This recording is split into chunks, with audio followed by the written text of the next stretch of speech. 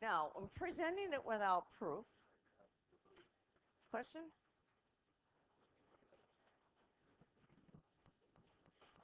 Is that chair broken? I need to get some more chairs. Huh. Okay, here's what we're going to do today. Guys, let's keep going here. So you get your quizzes back.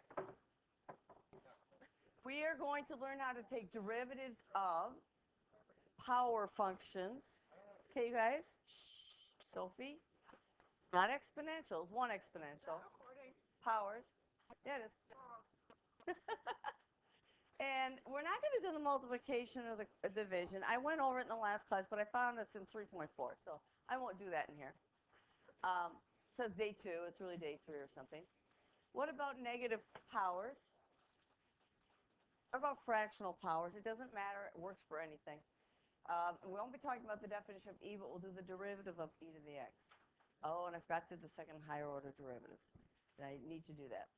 Okay, so these are the rules to help us find derivatives quickly, because you might have noticed some patterns. First, we can answer the first question. We don't have to know a whole lot of anything. What is, now this is a horizontal line, y equals c. What is the slope of that line? 0, right? Okay. Now, I do things differently. Memorizing, there are some things you do have to memorize. But this is all understanding. It's one rule today. There's going to be more rules. But one rule today. All of these follow the one rule. Now, if this is the line y equals mx, what is the derivative? Because what is a derivative? It's a slope. So what's the derivative of that? Yeah. Okay, so when you ran into that in the homework, I was perfectly okay with not doing the c plus h, because it's just the slope of the line.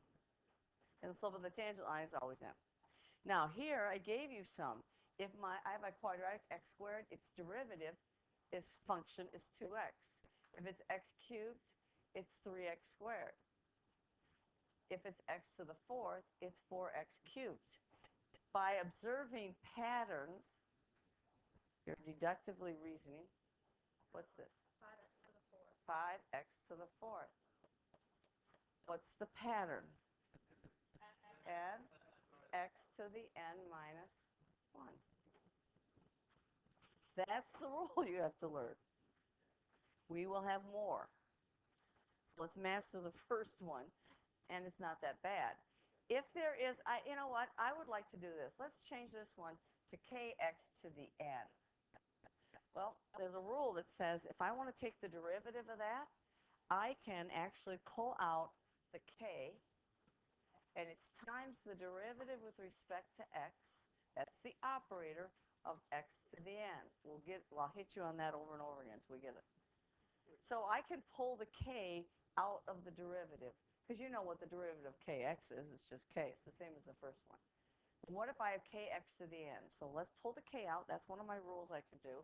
So it's k times, and the derivative of x to the n is n x to the n minus 1. To do it simply, what do I do with the k and the n? Right here. There's the n, there's the k. What do I do? Multiply them. That's it. So let me give you an example of that before we get to the harder examples. So if I have y equals 3x to the 5th, you can ignore the 3 and take the derivative of x to the 5th. And what do? Because what number really is in front of the x to the 5th here? There's really a 1 there, and 5 times 1 is 5. So this is 3 times, what's the derivative of x to the 5th? 5x to the 4th. Well, what is that? It's 15x to the 4th. Are you going to write this step down all the time? No, I'm not. You're just going to multiply it. So to do this, you multiply the exponent times whatever constant is out there. Can't be a variable, it has to be a constant. Because when I did y equals x to the 5th, There is a number in front of x. It's 1x to the 5th. And what do? You multiply those. Now, if you want me to prove the power rule, I will. I can't prove everything when I walk in here just by not studying, but this one I can. And it's not because I haven't studied. I've been doing this since 1991. It's 21 years. I hope I know something in 21 years. I don't know it all. Never fails to amaze me how I learn something new every single year in calculus. We do it 21 years. So if you think that you can get by this class without doing homework, you're crazy. And you won't be able to do it in college. Even if they don't collect homework, my students have come back and told me that if they didn't do their homework, they wouldn't pass. Somebody's doing PSEO at Normandale, they have 2 tests, a mid-quarter and a final. So if you don't do your homework, that's it. You're not going to pass. You do not want to be put in that position of being on probation your first year of college, because that's what happens. If you don't pass, you don't stay. They don't care. There's a lot of competition for colleges. Okay. What if I have a sum of 2 functions? And you'll automatically do it. You won't even think about it. I can take the derivative of each one. This is g prime of x plus or minus f prime of x. That's it. So derivatives, because they're limits, distributes. They distribute over that sum. Unfortunately, they don't distribute over multiplication. And I will do multiplication next week in division. I can give you the rules today if you want, or I'll just skip it. Because I don't want you to say it's f prime times g prime, because it's not. That's the next slide. This is not equal to g prime times f prime. So, and this is not equal to f prime over g prime. So what are we going to do? Wait till next week and find out.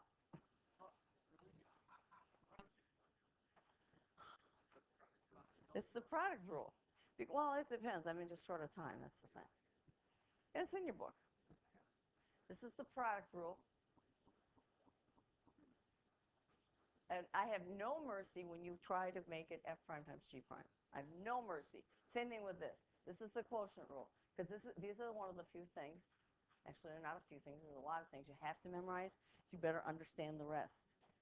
Because what you have to memorize is the one sheet of paper, front and back side. And if you don't understand the rest, then you're in trouble. Because that's a lot right there. Oh, and my favorite function, e to the x, is, guess what? It's e to the x back again. E to the x is its own derivative. If you look at the picture on those graphs on number 6 looked like this. I think it was 6. Remember that one on your graphs? You were supposed to draw the derivative of it. Do you remember that? And if I have more handouts over there, if you don't have yours, also this. I'm not proving why I'm telling you it's e to the x. Remember these? Okay, if you don't have them, there's more over there. If you lost yours or whatever, I always keep extra. Pardon? That was your homework. If you look at graph 6, it looks like my purple graph up here. And this goes through 0, 1. What's the slope here? It looks like it's about 1. So I'm going to graph the slope at 1. Well, the slope over here is pretty close to 0. So guess what? It looks pretty close to the same, isn't it? All exponential functions are the exponential functions back again, but with a multiplying factor. But we're not going to worry about that today. This has a multiplying factor in it. That is e to the x. Oh, okay, so we just did 3x to the 5th. Can you do it quickly now? F prime of x. All you do is multiply the exponent and the coefficient. So it's what? 15x to the what? 4th. That's it. I don't know about you, but I don't want to do c plus h to the 5th. If you want me to prove the power rule, I will, and I'm going to use the binomial theorem.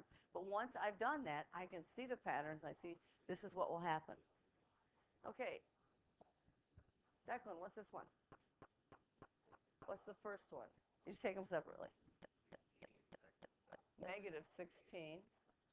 8 times negative 2. X to the, go down 1. 7. Okay, now for the next one.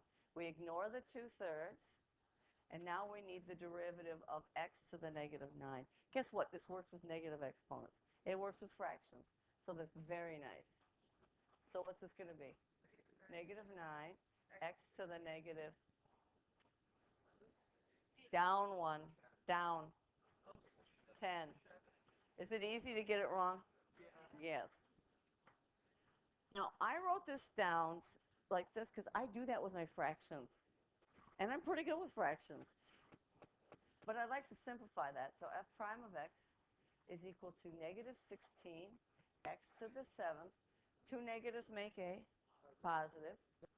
Now, you guys should know this, but I'm going to reduce it. I mean, you could make that 18/3, which is 6. Or 3 goes into 3 once. 3 goes into 9 3 times. And 2 times 3 is 6. I don't care. But sometimes it's easier. Most times it's easier to reduce first. And they can get you on the ACT by giving you factorials now that your calculators can't handle. Okay, this is on the ACT. How do people that don't take calculus? No, I'm talking about they can give you fractions with factorials that don't cancel. No, no calculus on the ACT. When do you guys take it? 3 weeks? Oh, okay. Then we're going to help you prepare for it. Okay? On the math. People are taking. Yes, but we can help you more. One thing I noticed was not knowing function notation. It's got to be in the ACT. It's got to be. Okay. Now, I didn't give you the product rule. Okay? Okay? They didn't give you the product rule. So what are you going to do with this? Multiply it. It is factored. Multiply it out, right? So, I want black. Well, if I multiply it out, what do I get? And then if you do this in your head, this is plus 10 minus 21. I could leave it as 4 terms, or it might be easier to do this, minus 11x minus 35. Now you want to think of each one of these as a separate function, because you're going to find the derivative. So what's the derivative of 6x squared? We're on a roller coaster ride. This should be the bottom where it's easy. We've just been going up the hill to get that definition of a derivative, and now we've gotten there. We know it. Down the hill. How do I get 12x? 2 times 6 is 12. Subtract 1 to the first. What's the slope of negative 11x? Negative 11. If you want to multiply the exponents, you can. It's 1 times negative 11, which is negative 11, x to the what power? 0, which is 1. The rule has to work all the time. It does. And what's the slope of this? If you think of this as x to the 0, it's minus 35 times 0, and it's x to the negative 1. Well, what's 0 times any number? 0. So if I clean it up, y prime is equal to 12x minus 11. That's it. No, minus 11 times 1. This is going to give me 0. So what should you do with number 4? Colin, what should I do with number 4? Not factor it. Multiply it. It's negative 5x plus 8. And honestly, that's easy to multiply. Using the product rule is a little more difficult, so I think it's easier just to multiply it out. Now, if it was minus 5x plus 8 to the 10th power, no, I better know another way to do it. It's coming. So what's y equal to? We'll multiply it out. We get what? Minus 80x, because you have 2 of these minus 40s, plus 64. And when you get used to this, you're going to go faster. So what's y prime? 50x. Is that okay? What's the slope of negative 80x? Minus 80. And the slope of a horizontal line is 0. Easy? Yeah. Should be easy. Check answers in the back. Now, if the answers in the back of the book are ever wrong, please let me know, because this is a pilot, and I will let the author know. I already have some comments. I just have to send them in. Okay. That's the answer. What are you going to do with number 5? Whoopsie. I think I grabbed the wrong thing. Multiply it out. I could use the products rule, but even I won't do it. So what's this going to give you when you distribute? Now we're reviewing exponent rules. Negative 24. What am I thinking? Negative 3. I know what I did. I multiplied the 3 times that. So it's negative 3x to the what? 12th. Remember, you add them. And then this is going to be what? Plus 3x to the 5th minus 9x to the 6th. Great. Okay, Colin, you should be working with me. That's how it gets easier. If I go too fast, you're going to tell me. So what's y prime? What are you going to do with these numbers here? You're going to multiply them, right? So it's negative 36, and you're going to take off 1 from the 12. It's 11. Plus. Oh, we did this one twice. We better get this one right. 15x to the 4th minus. Yeah. And the more you do, the faster you get at it. And if you remember back in elementary school, to learn your multiplication tables, you did them over and over and over again. And if you're in football, I'm sure you practice certain plays over and over and over again. Gophers like to have their sneaky plays. But they line up like they're going to punt the ball, and then they make the play. They do that. They do it well. They do it well. But they don't just say, oh, let's try this. They've practiced it. Oh, this one should be easy. And look at our field goal kicker for the Vikings. Actually, the Gopher one's not too bad. Whoops, that's not e to the x, it's e times x. Yeah, amazing. Okay. What's the derivative here? Because I still have to answer questions.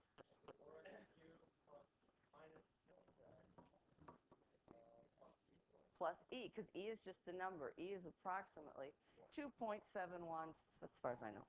It's good enough. It's pretty close to 3. That's the answer. E is just a number. Like 3. This is like plus 3x. How do I get what? You put the 4 times the 1, and then you subtract the 1. So that's all. That's the rule. Nx to the n minus 1. Matt, Jack. E? Because e is just a number. What is the slope if I have y equals 3x? What's the slope here? It's 3, right? So if y equals ex, the slope is just equal to e because it's a number. I know you think of it as a variable, but it's not. It's just like pi. Wish they made it a Greek variable. That would have been better. Okay, the next one really bothered everybody in the last class. They wanted to factor. Factoring will work for most of the problem, but not the whole thing. I don't know how to do a quotient yet. So here's what I'm going to do. I'm going to take out 1 over x squared and distribute. I want to divide it out. Honestly, I just look at x squared and divide it into every single term there. That's what I do. I don't write it out this way, but for some reason, you guys have a tough time with that, so I'm writing it this way, and we distribute. Now, when we divide, what do you do with exponents? You subtract them. Okay, and then we multiply this out. What happens to x squared in the second term? 1 over x squared minus 1 over x squared, I end up getting minus 1. And this one, I'm going to write it out. I get plus 5x over x squared. Yeah, you could do the quotient rule, but it's not as easy. This is easier. And I can simplify that, but I don't want to have a variable in the denominator because I haven't told you what to do with it. So can I write that with the variable in the numerator? Yeah, it's 5x to the what? What do you do with exponents? You subtract them. That's why we have negative exponents. just makes things easier sometimes. Now I can do the derivative. What's the first one? Yeah, 21 x to the 6th. What's the slope of negative 1? 0. And then what's this one? Minus 5x to the negative 2. Make sure you go down. Is it easy to go the wrong way? Yes. And I've been doing this for a long time, and I'll go the wrong way too. Good enough? You can't because it's a quotient. Quotient rule. If you want me to tell you what it is, I can.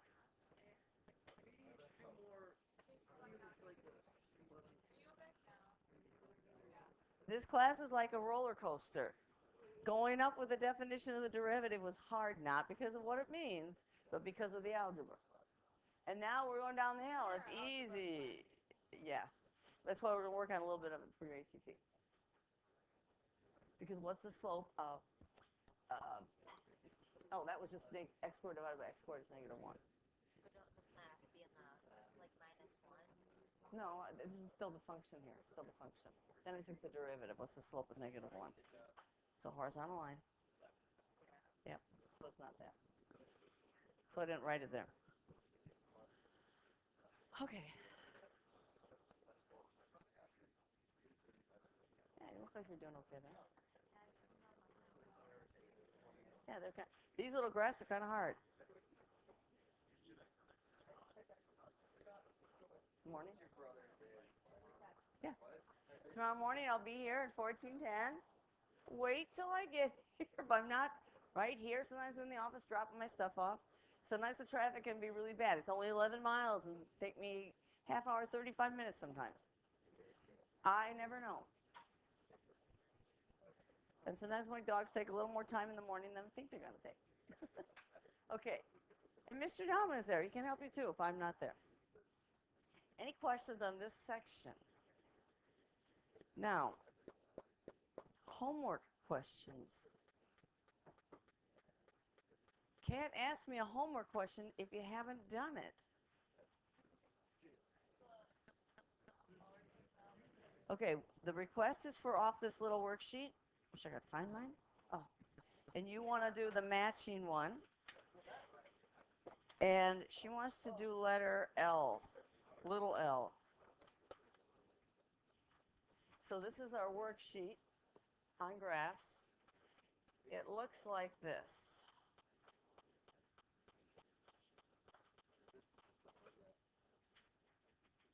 Magic. I don't have any answers. So it means I have to think. Yeah, match each graph. Yeah, this is little l, and we're going to match it with the capitals. Okay, so this is f of x, and this is x. Well, I always find my zeros first because that's easy. And sorry, it's not exactly right here, but there's a 0. It's supposed to be right here. Okay? I didn't write it. These come from the University of Minnesota. Okay, that's what they do, and you get a lot of stuff from the U of M. Okay, the slopes here, this is the worksheet. This is the matching one, right? And this is letter L. Looks like an I. Now, what's true about the slopes here? They're positive, aren't they? And on the left side there, negative. So that helps me. And it looks like it's getting close to 0. So my slopes, if I do f prime in red, that's the slope. These numbers have to be positive. Now, this is a slope of what? Getting close to what?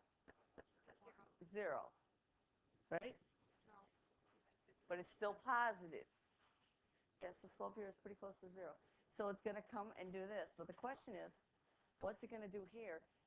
It looks like it's getting pretty steep here. So my guess is it's higher than that value there. You could estimate it a little bit. It looks like it actually gets to the point where it's, if you assume that this is 1, it gets to maybe be about 2. So it's going to do something like this. Look, yeah, sorry. Let me undo that. It's going to look something like this and then come back down. And what about the other side? These are negative. This is letter L. Sorry, I didn't label it. These are negative, and it's going to get, and it's going to come into 0, so it's probably going to do something like that. Do I have a match? Oh yeah, it's H. Because you just have to make an estimate there. It may be lower than that. I don't know, but it looks like H. Other ones you want to look at?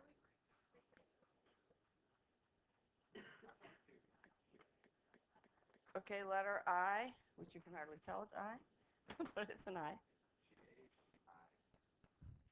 I don't know. I don't have any answers in front of me. I have to look them up.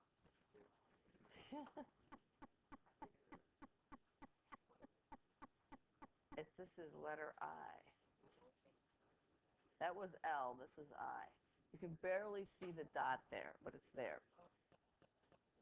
Okay. So I'm going to try and draw this. I find all my zeros, because that I know. Right? Slope here is 0. The slope there is 0. The slope there is 0. And then, what's happening here? My slope is negative, negative, negative, negative until I come back to 0. So it's going to have to do something like this. And it's now positive, right? Is it positive here? But it's getting close to 0. There might be a bump there. I think there is. I mean, I don't remember what it is. But the answer is, oh, it looks like it might be. Looks like it might be A. So we probably could have a little bit more of a bump. What about over here? These slopes are all positive from here to here. So it's going to do this, and then they're going to be negative. So how about if I highlight that in green? Now, how big the bumps are, I don't know, but which one does it kind of look like? It looks like A.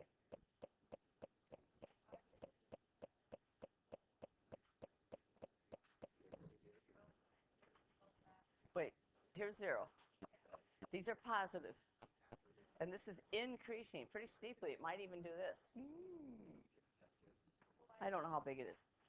Because what's happening here? This slope is a half. This is a fourth. Then it's 0. So it's coming back down to 0.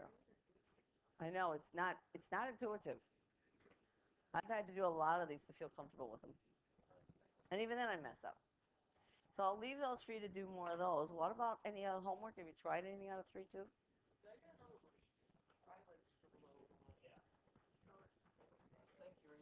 Mm-hmm. Number 21. I don't like 21 because I think it's a silly question. This is the one they said the answer in the back of the book is wrong. More over there in the second from the bottom. Okay, a line perpendicular to another line or tangent is often called a normal line. You need to know what normal means. It means perpendicular. We're on. It's also in Schoology. No, this is 3-2. We just started 3-3 today. I am going to do this the easy way.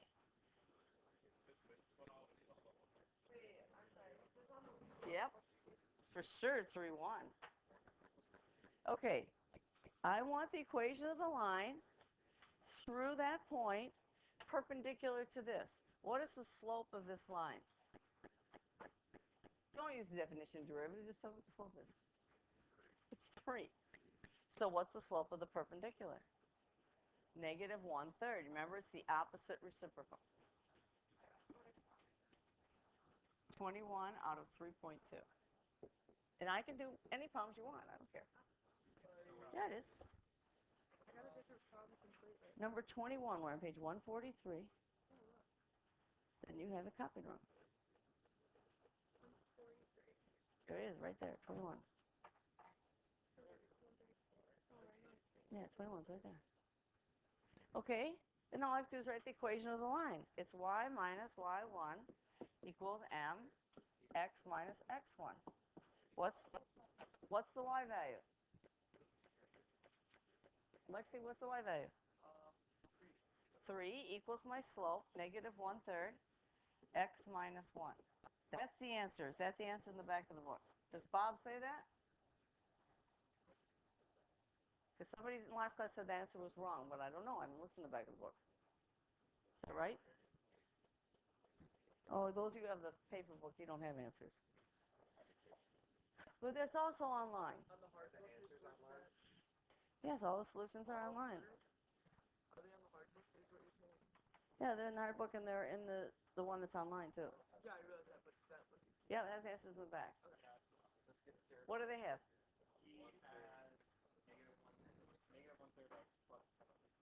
Oh, that's not wrong. They went to y equals mx plus b. So if you want to do that, let's do that. So y equals, I'm going to add 3 to both sides and distribute. Tell them to do it this way. I'm surprised they're not. You need to be able to change back and forth, but what's 3 1/3? 3 plus 1/3 is the same as 3 1/3. Oh, yes, of course. That's 10/3. There we go. You're making more sense. No, I like this way better. But they might, on the multiple choice part of the exam, put it in that way.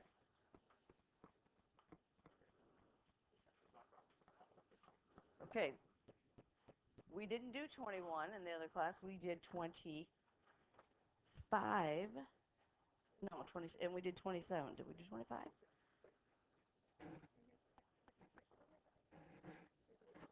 Yeah, we did 25 and we did 27. Now 27 is kind of scary looking. When I look at 27, but what I do like about the book is that they have some discussion. You don't have to go back into the reading. They put the reading right into the problem. And it says, if a function f is continuous at a, and the limit, this is scary looking, as x approaches a, of the absolute value of f prime of x, this is the way math books look. But if you understand what you're doing, and you know what the vocabulary is, it's not that hard. Okay, Sophie? It's saying the limit as x gets near a of the derivative, absolute value of the derivative, but who cares, is infinity. What does that mean? You're traveling along your curve, and as you get next to a certain value, the slope becomes infinite. What is that? It's a vertical tangent. Not an asymptote, it's a vertical tangent. There has to be a break in the graph. And they tell you that. If you read it, then it says, then the curve y equals f of x has a vertical tangent line at a, and the equation of the tangent line, this is at a, is x equals a. They tell you that. It says, then they say if it's an endpoint, then find the appropriate one-sided derivative. Use this definition to answer the following questions. And that little t, I think, means graph. So we just graph this. It says graph the following functions and find the location of the vertical tangent. So I'm going to use my graphing calculator. And I'm going to go into, I always do that. Y equals, and this is, I'm going to clear this out. I want the cube root. So parentheses. You should know how to do this. You might have to do this on the exam. And I want the cube root, so it's to the 1/3 power. I wouldn't use 0.333 because you'd have to have an infinite number. Then I'm going to zoom it 4.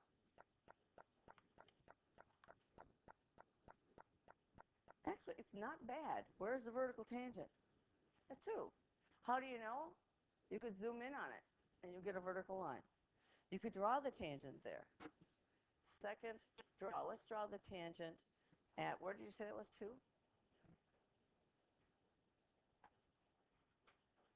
Oh, look how nice that is.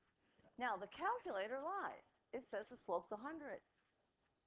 Well, think about it. If you go over 1 foot and you go up 100 feet, isn't that essentially vertical? If you think about it in terms of a hill, yes. So that's all the calculator can do.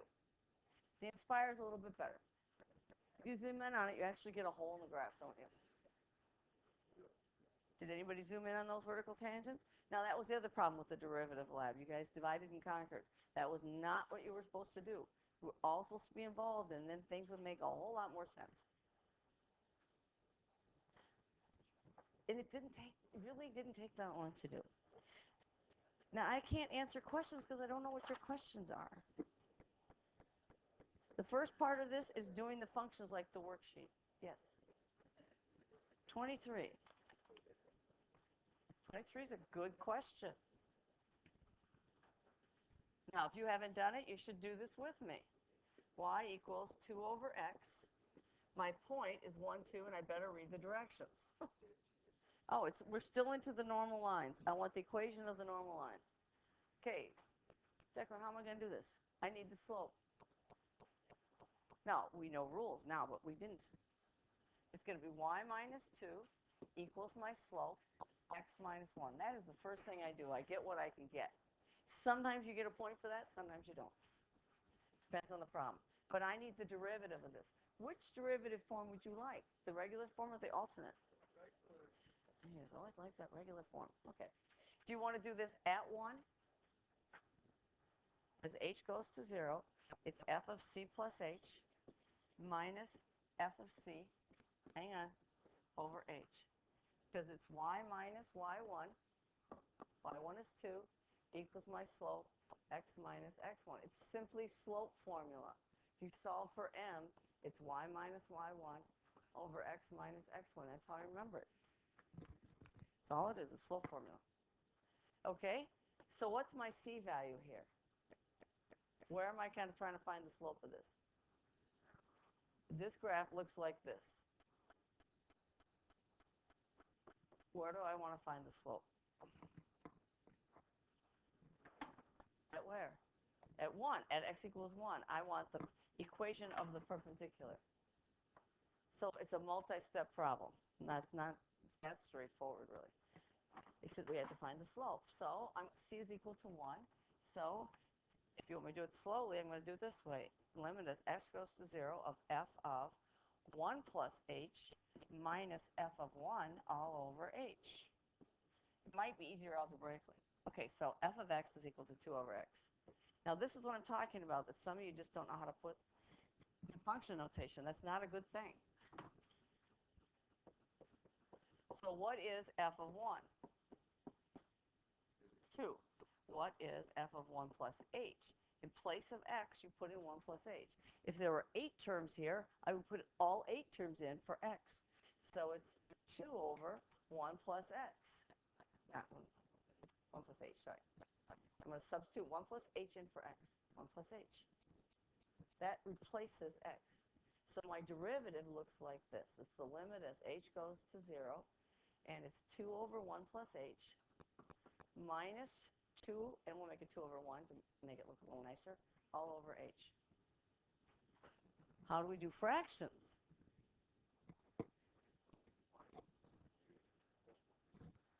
Because that's what that says. F of 1 plus h, this is the x value. So that goes right in there. Let's finish this first. Then we'll do that, okay? What am I going to multiply by? 1 plus h. Yes, and I'll have you keep your quizzes. Okay, distribute that. Now, I picked it this way. If you haven't figured that out yet, sometimes I'm clever, not always, but I picked it so that these denominators will go away. I don't want those fractions, so I pick it that way. I'm just left with a 2. Minus 2, do I need parentheses? Yes. I call it the case of the missing parentheses when I grade the AP exam. And we all just shake our heads. I don't know why, because anytime you substitute or anything like that, you must use parentheses. And that's h times 1 plus h. I don't know, the math teachers must not be telling them. Anytime you substitute, you must use parentheses. Sometimes it doesn't matter. But if it does matter and you're not in the habit of doing it, then you're going to be in trouble. So it's 2 minus 2 minus 2h all over h times 1 plus h. This problem should look familiar. We've done this one. It's on your test. What happens to the 2's? They cancel out, and so I get the limit of negative 2h over h times 1 plus h. Some of you get stuck here, and I don't know why. Because I can reduce the h's right there. Maybe because we're not used to reducing fractions. It is factored at the times. It is factored. It is factored. H times 1 plus H. When it's multiplied, it's factored. Because then you can't cancel. The only way you can cancel or reduce fractions is if it's multiplication. So if I have 9/12, for instance, and maybe this is the problem, so maybe we never learned this. 9 is 3 times 3, and 12 is 4 times 3, or 2 times 2 times 3 if I go to primes. Remember prime factorization? Factor trees? You never did factor trees? Yes, you did. Well, you should have. What happens to these? 3 goes into 3 once, 3 goes into 3 once, so I get 3 fours. Notice it's all times. I'm doing the same thing here. I mean, H is a number. Make it 3. 3 and 3. It's okay, it cancels out. So I get negative 2 over 1 plus H. And now I take the limit, we're almost done, as H goes to 0, and this is what? Negative 2. Now that's the slope. It helps me to see this. M is equal to negative 2. So what's the slope of the green line? No, reciprocal. It's positive. It's 1/2. Look at that. They're not the same. So where did I get the 2? Right there. Your questions you're asking me are algebraic. Because what happens to the h's?